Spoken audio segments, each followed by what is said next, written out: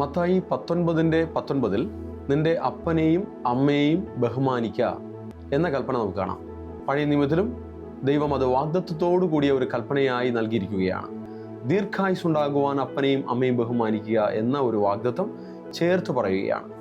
ദൈവം ആഗ്രഹിക്കുന്ന, ദൈവം ഇഷ്ടപ്പെടുന്ന നമ്മുടെ ജീവിതത്തിലെ ചില കാര്യങ്ങളെയാണ് ദൈവവചനത്തിലൂടെയും കൽപ്പനകളിലൂടെയും നമുക്ക് തന്നിരിക്കുന്നത്. ദൈവത്തിൻ്റെ ഇഷ്ടം തിരുവചനത്തിലൂടെ നമുക്ക് ഗ്രഹിക്കാം. നാം ആരെ ബഹുമാനിക്കണം, ആരെ സ്നേഹിക്കണം, എവിടെ താഴ്മപ്പെടണം, എവിടെ കീഴ്പ്പെടണം തുടങ്ങിയ കാര്യങ്ങളെല്ലാം തിരുവചനത്തിലൂടെ കർത്താവ് നമുക്ക് തരുകയാണ്. നമുക്ക് മാതൃതുല്യമായ, പിതൃതുല്യമായ പലരും നമ്മുടെ മുന്നിലുണ്ടാകാം. ആത്മീയമായ മാതൃത്വം, പിതൃത്വം, ഭൗതിക ജീവിതത്തിലെ മാതാപിതാക്കൾ, ഭൗതിക ജീവിതത്തിൽ നമ്മെ ലീഡ് ചെയ്യുന്നവർ, ഗൈഡ് ചെയ്യുന്നവർ, നമ്മെ മെന്റർഷിപ്പിലേക്ക് നടത്തുന്നവർ, ഈ രീതിയിൽ പല ആളുകൾ നമുക്ക് ബഹുമാനിക്കുവാനായി ഉണ്ടാകാം. അവരെ നമ്മൾ ബഹുമാനിച്ചാൽ, അവർക്ക് നമ്മൾ കീഴ്പ്പെട്ടാൽ, അത് മുഖാന്തരം നമ്മുടെ ജീവിതത്തിൽ ബ്ലെസ്സിങ്സ് ഉണ്ടാകും, അനുഗ്രഹങ്ങൾ ഉണ്ടാകും.